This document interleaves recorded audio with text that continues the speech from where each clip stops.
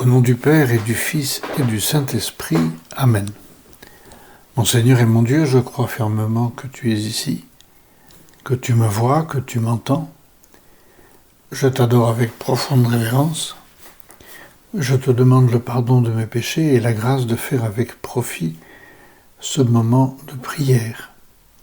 Ma Mère Immaculée, Saint Joseph, mon Père et Seigneur, mon ange gardien, intercédez pour moi. L'Évangile d'aujourd'hui nous rapporte une phrase très connue. Il y a comme ça dans l'Évangile des phrases que peut-être l'on retient un peu plus facilement que les autres, et le danger serait de les retenir et de ne pas peut-être bien en comprendre, bien en saisir la portée. Le Seigneur s'adresse à ses disciples et il leur dit, pour les mettre devant leurs responsabilités, et donc pour nous mettre aussi devant nos propres responsabilités, il leur dit « Vous êtes le sel de la terre, vous êtes la lumière du monde ». Deux phrases qui ont de quoi impressionner et à laquelle on a envie de répondre « Bon, écoute Seigneur, peut-être pas exagérer quand même, le sel de la terre, la lumière du monde », même si ça s'adresse aux disciples qui t'ont connu de près, et donc ça s'adresse évidemment quand même aussi à nous, mais bon, le sel de la terre, la lumière du monde, je veux bien être le sel un petit peu autour de moi, la lumière autour de moi, mais de la terre et du monde, est-ce que ce ne serait pas par hasard un encouragement à l'orgueil que tu nous fais là ? Évidemment, ce n'est pas un encouragement à l'orgueil, bien sûr. Revenons sur ces deux expressions. Vous êtes le sel de la terre. D'où vient le sel ? Le sel vient fondamentalement de deux sources. La mer, par évaporation, il est contenu dans la mer, il est dilué dans la mer et on l'extrait. Et de la terre, des mines de sel. Donc, le sel, à la base, est quelque chose d'assez invisible. Il est invisible, il faut l'extraire de la mer, l'extraire de la terre, pour qu'il puisse être utile. Et Dieu sait s'il est utile, pour beaucoup de choses. Il est utile, mais en petite quantité. Donc déjà, on peut écarter le risque d'orgueil, parce que si l'on était trop le sel de la terre, eh bien, on rendrait notre vie assez, non pas insipide, c'est bien le contraire, mais immangeable, inimitable. Donc, il s'agit d'être plutôt d'un appel à un comportement humble dans des petites choses.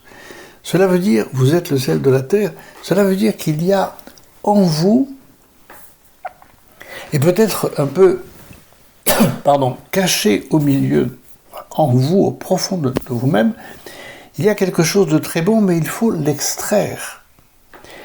Qu'est-ce qu'il y a de bon en nous ? Évidemment, il ne s'agit pas de parler de nos qualités, chacun d'entre nous, nous en avons. Non, ce qu'il y a de bon en nous, c'est que nous sommes enfants de Dieu. C'est pas n'importe quoi. Par le baptême, nous sommes devenus enfants de Dieu. Nous avons reçu la foi, l'espérance et la charité, ces trois vertus théologales qui nous ont été données, que Dieu lui-même se charge d'améliorer, d'augmenter au fil de notre vie, et c'est ça que nous devons transmettre. Le sel de la terre, c'est cette foi, cette espérance, cette charité, qui peut-être ne se voit pas, mais qui va venir assaisonner toutes et chacune de nos décisions, qui va venir assaisonner chacun de nos comportements. C'est-à-dire que ça doit se voir que je suis enfant de Dieu. Ça doit se voir que j'ai la foi, l'espérance et la charité. C'est comme le sel, ça se voit. En tout cas, s'il n'y en a pas, on en rajoute tout de suite. Et donc, s'il n'y en a pas, c'est fade. Et donc, à nous de faire en sorte que dans notre comportement, de manière très discrète, oui, notre foi est là, on la sent. on la voit, on la devine peut-être comme on devine le sel. Mais nous avons aussi cette responsabilité, parce que le Seigneur le dit, si le ciel devient fade, nous avons aussi la responsabilité d'entretenir ce sel que nous avons reçu. Et puis le Seigneur nous dit, vous êtes la lumière du monde. C'est tout aussi incroyable que de dire, vous êtes le sel de la terre. Vous êtes la lumière du monde. Qu'est-ce que cela veut dire? Est-ce aussi, encore une fois, un appel à l'orgueil? Certainement pas. C'est un appel, en revanche, à notre responsabilité. Le Seigneur est en train de nous dire, vous ne pouvez pas vivre caché, vous ne pouvez pas vous taire. Certains le voudraient bien. Que de fois nous entendons, oh non, la religion, ça relève de la sphère privée. Il n'y a pas à la montrer à l'extérieur. Mais non, bien sûr que la foi, on doit la montrer. Vous avez peut-être entendu, parce que c'est d'il y a quelques jours, cette interview de ce jeune garçon de 24 ans qui se prénomme Henri et qui s'est retrouvé là présent à Annecy lorsque un sinistre individu, a poignardé 6 personnes, dont 4 enfants, et il a essayé de s'interposer. Alors on l'a interviewé et il a expliqué qu'il était non pas en train de se promener, non pas en train de faire de courir le long du lac, il était en train de faire la tournée des cathédrales. Pourquoi? Parce qu'il souhaite en montrer la beauté. Il souhaite montrer aux autres la beauté du patrimoine français, tout ce qu'ont fait nos ancêtres, expliquait-il, pour nous nourrir, pour faire de nous une nation unie. Et ce tour des cathédrales, c'est pour lui un signe d'unité. Ce qu'ont fait nos ancêtres, c'est un signe d'unité, c'est un signe de grandeur pour notre temps. Et bien sûr, c'est parce qu'il est habité par la foi qu'il fait cela, et il l'a très bien expliqué. Mais est-ce que nous avons envie, nous aussi, de montrer la richesse, la beauté de notre foi et de notre comportement en accord avec notre foi? C'est vraiment une responsabilité que le Seigneur nous donne. Nous rencontrons très souvent des gens dont la vie est fade. Et à nous, est-ce que je me sens appelé à les aider, à leur donner un peu de ce sel qui va rendre leur vie belle, positive, le sel de la foi, le sel de la charité, le sel de l'espérance. Nous rencontrons très souvent des gens dont les horizons sont sombres. Ils semblent ne pas avoir d'avenir. Ils s'en plaignent d'ailleurs, je ne sais pas le sens de la vie.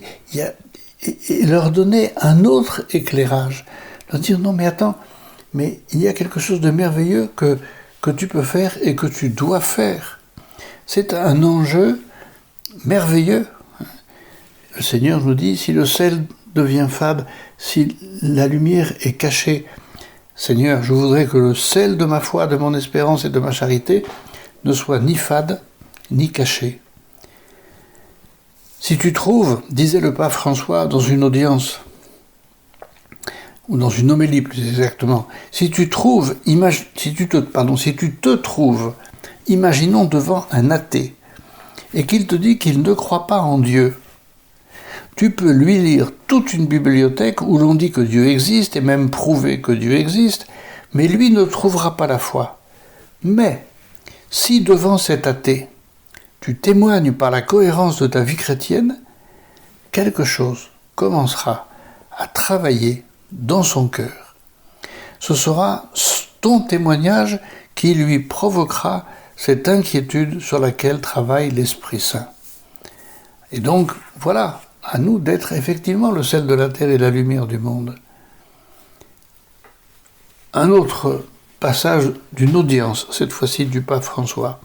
Chers frères et sœurs, à ceux qui nous demandent raison de l'espérance qui est en nous, nous montrons le Christ ressuscité. Nous le montrons à travers l'annonce de la parole, mais surtout à travers notre vie de ressuscité. Nous montrons la joie d'être des enfants de Dieu, la liberté que nous donne la vie en Christ, qui est la véritable liberté, celle qui nous sauve de l'esclavage du mal, du péché, de la mort.